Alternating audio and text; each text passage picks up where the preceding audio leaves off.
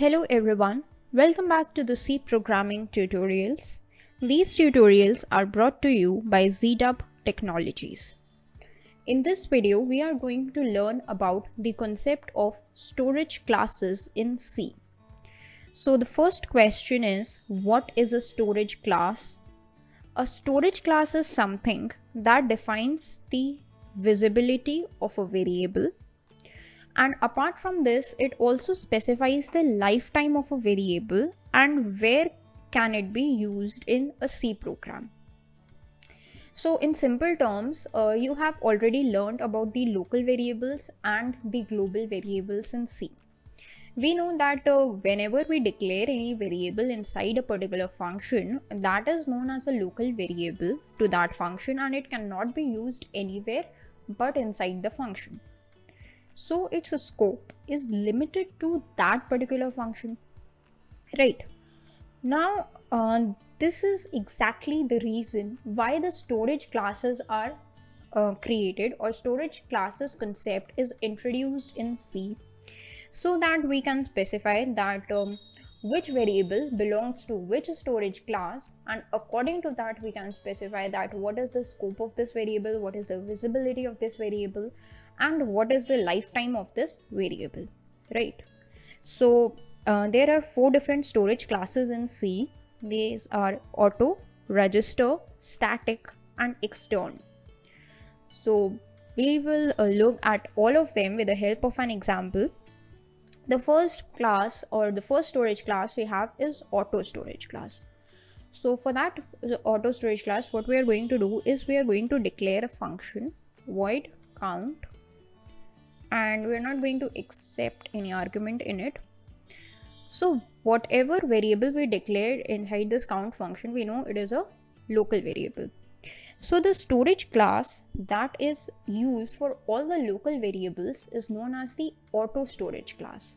It is the default storage class for all the variables, which means that all the variables have a scope of the function in which they are declared. Okay, so we can just declare a variable like this: auto int a equals 10.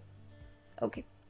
Now, if we want to use this printf statement, we can just print the value of a inside this function like this. But if we want to just use this function over here, we can just call this function count over here.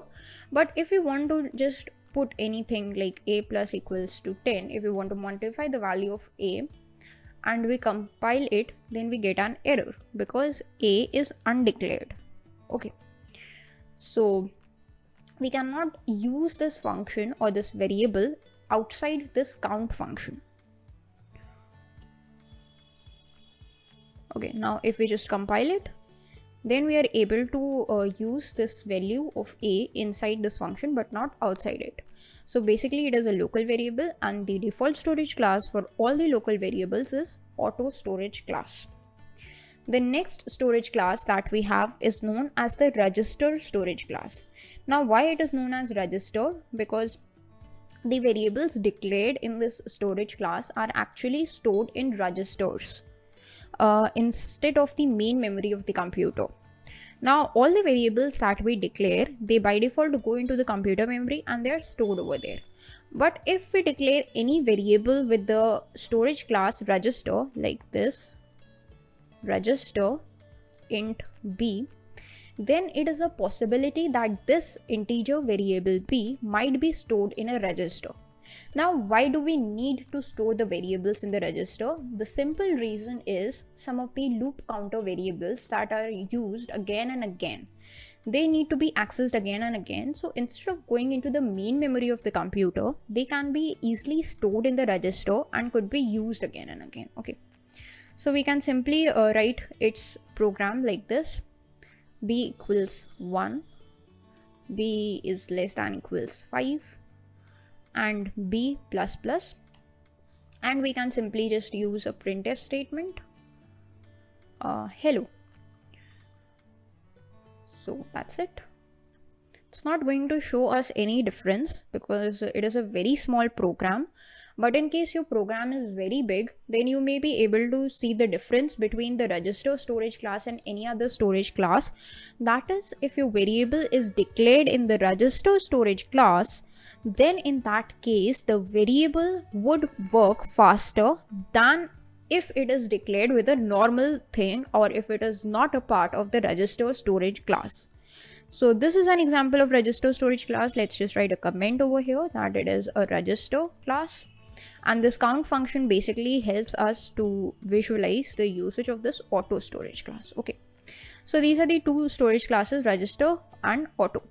The third storage class that we have in C is known as the static storage class, and it is very important.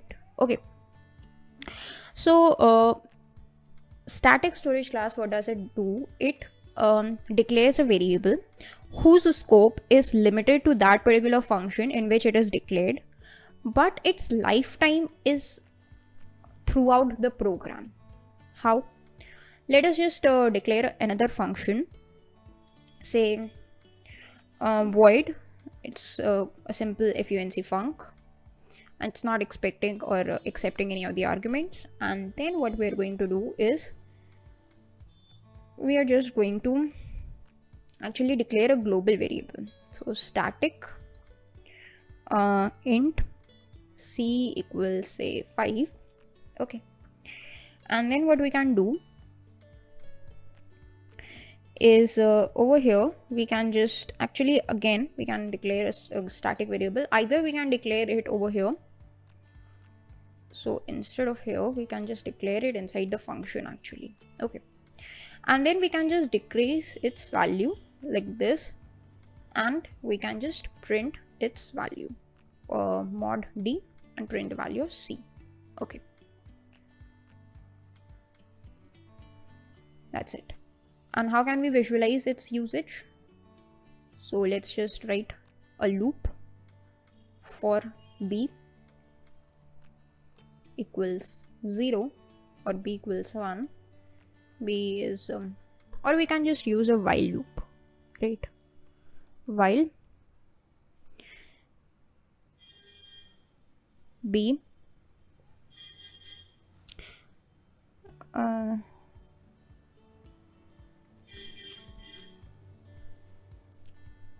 actually a for loop would be more useful in this case, like this, and we can just call the function func here.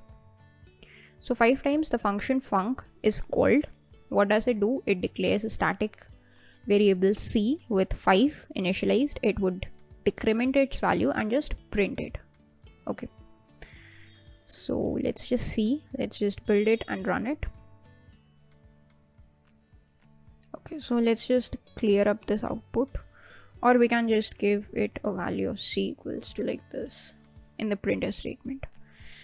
So the first time we get the value of c as 4, then 3, then 2, then 1, and then 0, which means the value of c that we provided over here, that was 5, is preserved throughout the lifetime of the program. We can initialize it, we can use it as many times as we want. As opposed to the case if we just remove this word static from here, that is, now it is not a part of the static storage class, and now if we compile it and run it, then we get the same value of c every time, that is 4, because every time you go inside this function, this c is initialized with 5. But if we use the static class here, then this initialization works only for the first time, and for the rest of the times the value of the c is decremented. So that is the usage of the third storage class, that is known as the static storage class in C. And let's just add a comment for this. Now we have the fourth storage class, that is known as the extern storage class. For the extern storage class, the keyword that we use is extern, like this. The usage of this storage class is that it helps us to declare functions or the variables or anything that could span through multiple files.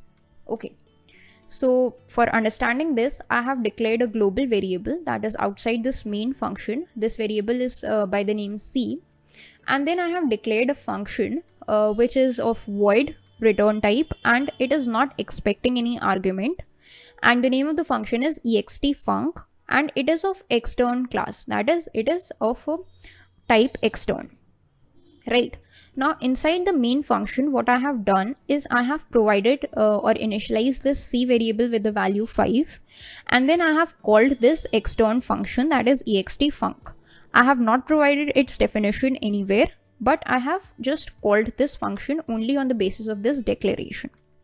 Now the question is, where is the definition of this function extfunc?